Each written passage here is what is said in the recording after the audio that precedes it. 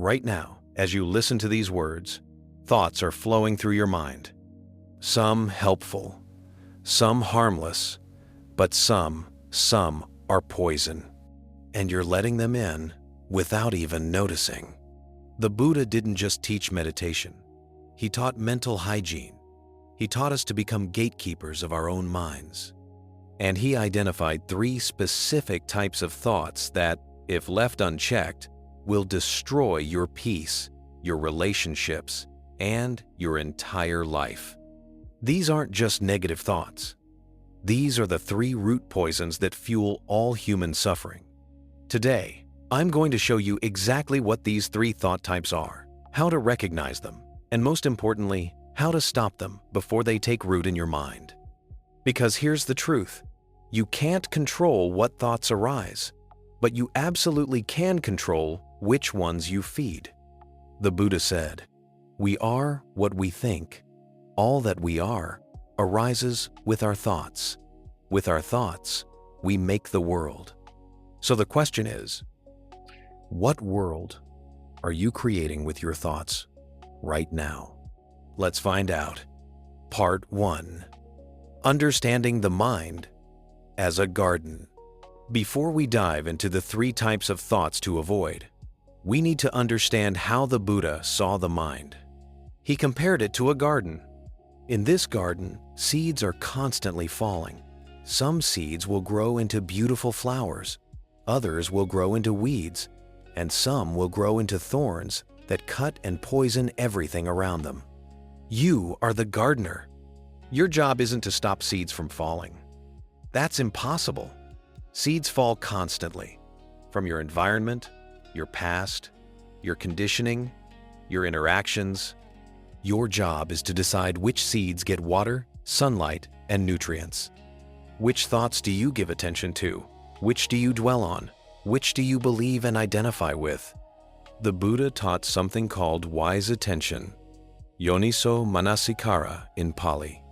This means paying attention in a way that leads to freedom, not suffering. Most people have no filter.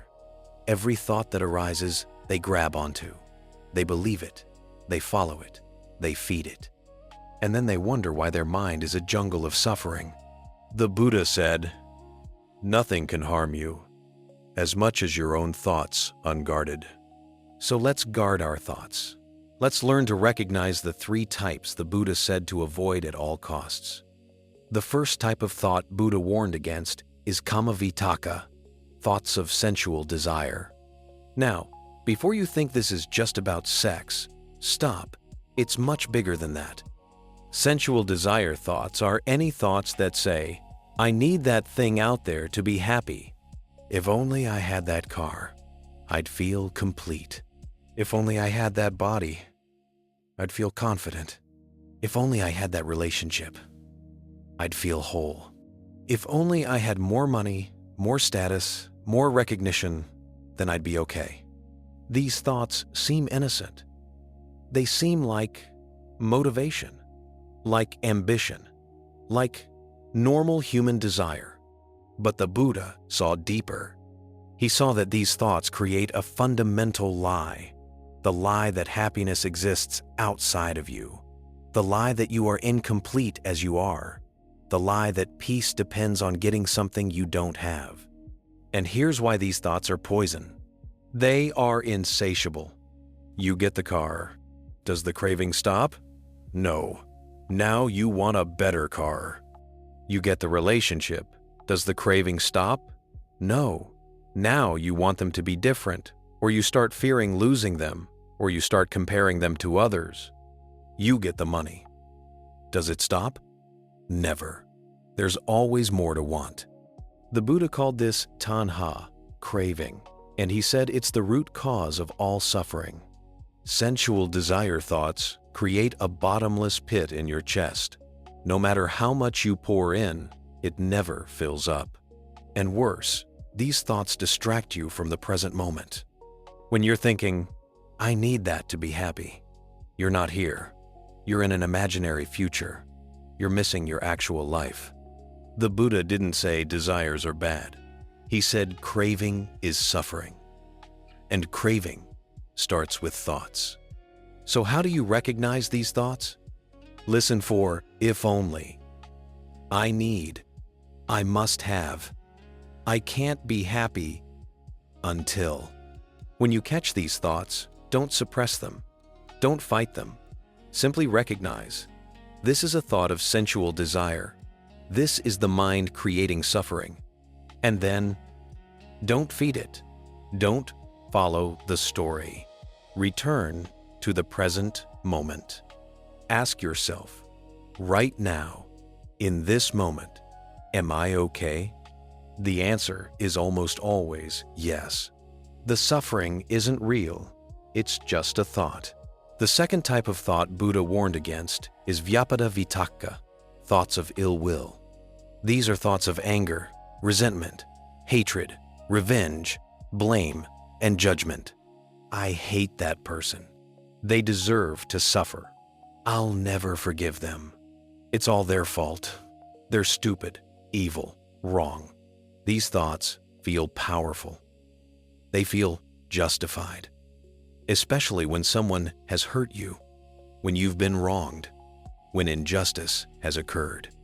Your mind says, I have every right to be angry. Look what they did. And you do have the right. But here's what the Buddha understood. Holding on to thoughts of ill will is like drinking poison and expecting the other person to die. When you replay angry thoughts, when you rehearse arguments in your head, when you imagine revenge scenarios, who is suffering? You are. The other person might be at home, eating dinner, sleeping peacefully, but you're burning with rage. Your body is flooded with stress hormones. Your peace is destroyed. The Buddha said, holding on to anger is like grasping a hot coal with the intent of throwing it at someone else. You are the one who gets burned. But it goes even deeper. Thoughts of ill will don't just hurt you in the moment. They reshape your mind. Every time you think a hateful thought, you strengthen that neural pathway. You make your mind more prone to anger, more quick to judge, more ready to hate. You become what you think. If you constantly think thoughts of ill will, you become an angry, bitter, resentful person. And that person creates a life of conflict and suffering. The Buddha taught metta, loving kindness, not because it's nice, but because it's the antidote to this poison. When you notice thoughts of ill will arising, you have a choice. You can feed them, replay the story, justify your anger, plan your revenge. Or you can recognize, this is a thought of ill will. This is poison. This is hurting me. And then practice the antidote. Wish that person well, not because they deserve it, not because you have to like them or approve of their actions, but because you deserve peace. The Buddha said, hatred does not cease by hatred, but only by love. This is the eternal rule. End quote. They have end meneste. When you hold thoughts of ill will, you are the prisoner. Forgiveness isn't for them. It's for you. Let it go. Not because they deserve forgiveness, but because you deserve freedom. The third type of thought Buddha warned against is vihimsa vitakka, thoughts of cruelty or harm. These are thoughts of violence, thoughts that wish pain or suffering on others, thoughts that take pleasure in others' misfortune. I hope they fail. They deserve to suffer. I want to hurt them like they hurt me. Good. Karma got them. Good karma got them. Or more subtle, thoughts that are cruel to yourself. I'm so stupid. I'm worthless. I deserve this pain. I'll never be good enough. These thoughts are particularly insidious because sometimes they hide behind righteousness. They're evil. They deserve punishment. I'm just being realistic about myself. Justice demands they suffer. But the Buddha saw through this. Thoughts of cruelty, whether directed at others or yourself, are poison, pure poison. Why? Because they train your mind in violence. They train your heart to be hard, cold, closed. Every time you think a cruel thought, you become a little more cruel. Your capacity for compassion shrinks. Your capacity for love diminishes. And here's what most people don't realize.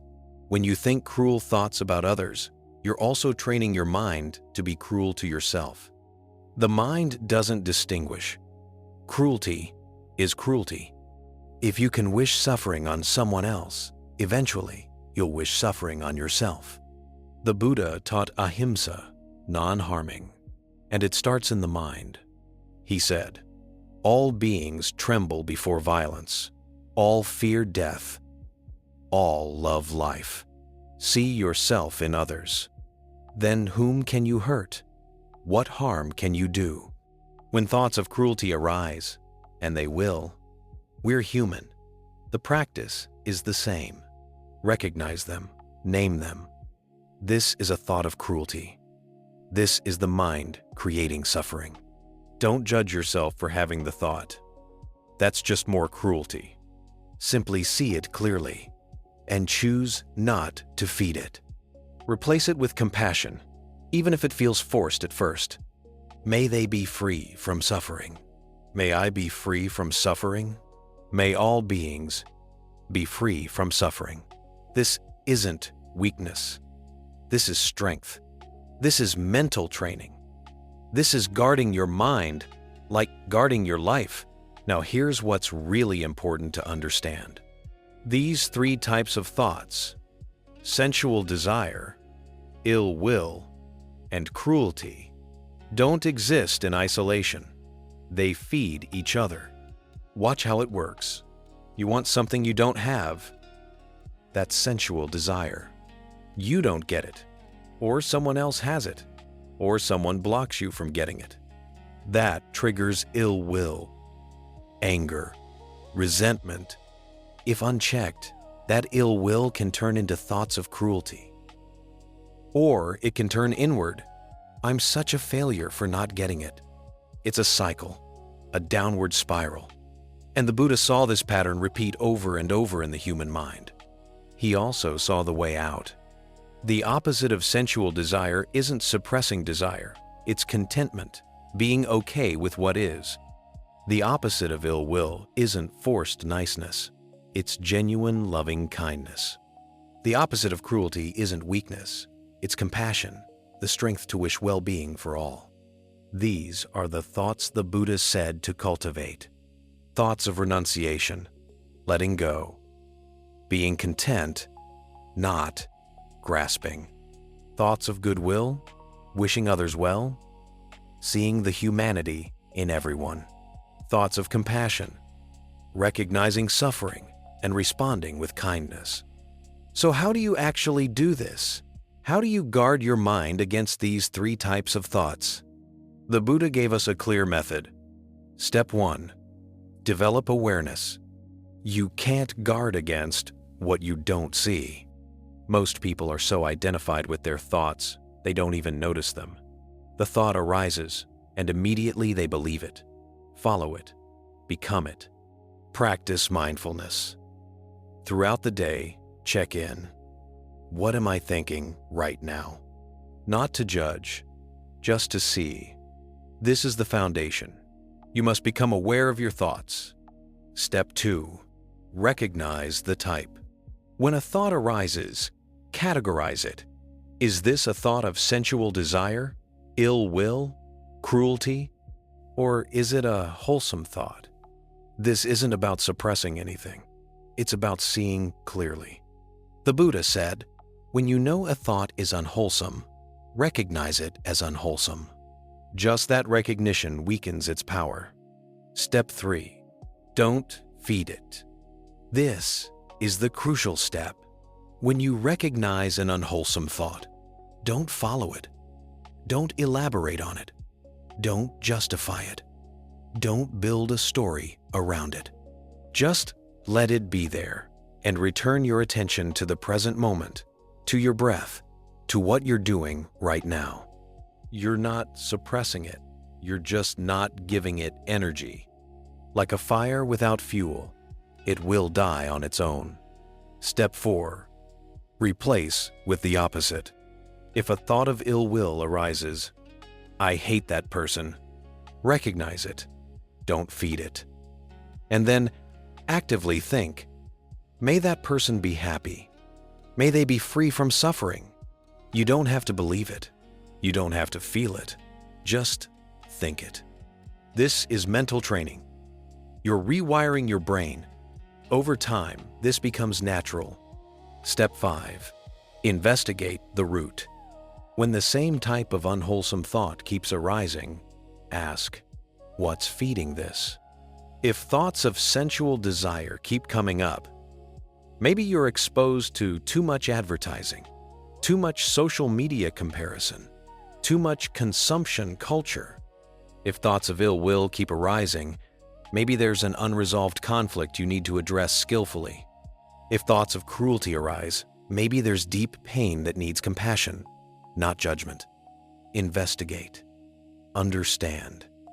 Respond wisely. What happens when you practice this consistently? Your mind begins to change. You become less reactive, less impulsive, less at the mercy of your thoughts. You start to notice, oh, that's just a thought of desire. I don't have to follow it. That's just a thought of anger. I don't have to believe it. That's a thought of self-hatred. I don't have to identify with it. And W, without goddamn it. You gain freedom, not the freedom to never have difficult thoughts. The Buddha said, the mind is everything. What you think, you become. So think carefully, think wisely. Guard your mind like you guard your life. Because these 3 types of thoughts, sensual desire, ill will, and cruelty, they are the seeds of suffering. Don't water them, don't give them sunlight, don't let them grow in your garden. Instead, plant seeds of contentment, loving kindness, and compassion. Water those. Give those sunlight, and watch your life transform. So let's review. The 3 types of thoughts Buddha says to avoid at all costs. 1. Thoughts of sensual desire, the belief that you need something external to be happy. 2. Thoughts of ill will, anger, resentment, hatred toward others or situations. 3. Thoughts of cruelty, wishing harm on others or yourself. These aren't just negative thoughts. These are the root causes of all suffering. And the antidotes? Contentment, loving kindness, compassion. This isn't positive thinking. This is mental training. This is wise attention. This is guarding your mind. Start today, right now. For the next 24 hours, watch your thoughts. Just observe. How many thoughts of sensual desire arise? How many of ill will? How many of cruelty? Don't judge yourself. Just see clearly. And when you catch one, practice, recognize it. Don't feed it. Replace it with the opposite. Do this for 1 day, then another, then another. Over time, you will transform your mind. And when you transform your mind, you transform your life. The Buddha's final words were, work out your own salvation with diligence. Your thoughts are your responsibility. Your mind is your responsibility. No one else can do this for you, but you can do it. And the freedom waiting on the other side is beyond anything you can imagine. Guard your mind. Choose your thoughts wisely. Your life depends on it. Thank you for watching. If this video helped you see your thoughts more clearly, hit that like button and share it with someone who needs to hear this. Subscribe to Buddha's Voice for more practical Buddhist wisdom that actually transforms your life. And leave a comment. Which of these 3 thought types do you struggle with most?